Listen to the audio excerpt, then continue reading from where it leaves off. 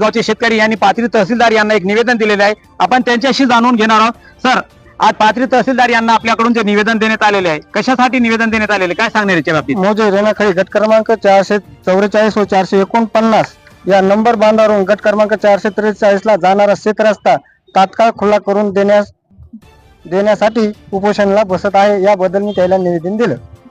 याच्या आधी आपण त्यांना निवेदन वगैरे दिलेले होते का? जे आपण जसं म्हणलं की आपण आमरण उपोषण करणार आहे, त्याच्या आधी त्यांना आपण निवेदन दिलते का? हा, दिलतं ना. याच्या अगोदर तहसीलदार साहेबाचा आदेश आणि उपविभागीकारी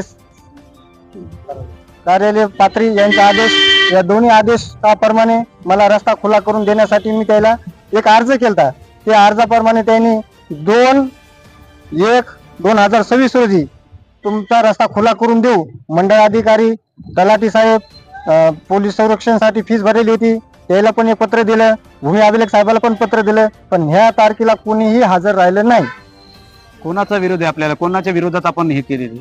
हा माझा भाऊसाहेब साहेबराव नखाते आणि रामेश्वर आसाराम शिंदे या दोघांनी मिळून माझा रस्ता अडवला आहे व जाणे येण्यासाठी खूप अडचण होत आहे. माझ्या शेतामध्ये ऊसाचं पीक असून व गहू असून त्या गव्हाला पाणी देता येणं आणि त्याची मशागत करता येणं. जर आम्ही गेलो तर आम्हाला अडून शिव्यागाळी करण्याची व मारहाण करण्याची धमकी द्यायलेत.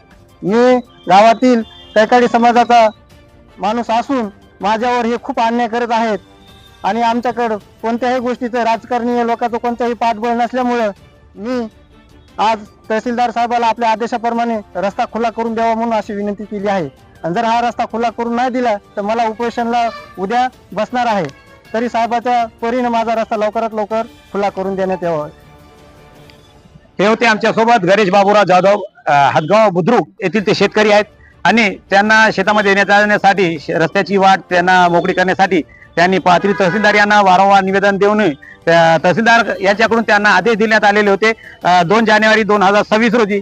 पण कोणताही मंडळ अधिकारी, कार्यकारी कर्मचारी किंवा तहसीलदार यांनी त्या घटनास्थळी येऊन त्यांना ती जागा मोकळी करून दिली नाही, त्यांचा रस्ता मोकळा करून दिला नसल्याने त्यांनी आज पुन्हा पाथरी तहसीलदार यांना 10 मार्च 2026 रोजी निवेदन दिलेले आहे आणि त्याच्यात उल्लेख केलेला आहे की 11 मार्च 2026 पासून ते आमरण उपोषणास बसणार आहे. जोपर्यंत त्यांचा रस्त्याची वाट मोकळी करून देता येत नाही तहसीलदार साहेबांकडून, तोपर्यंत ते आमरण उपोषण करणार असल्याचे त्यांनी आज या निवेदनात सांगितलेले आहे.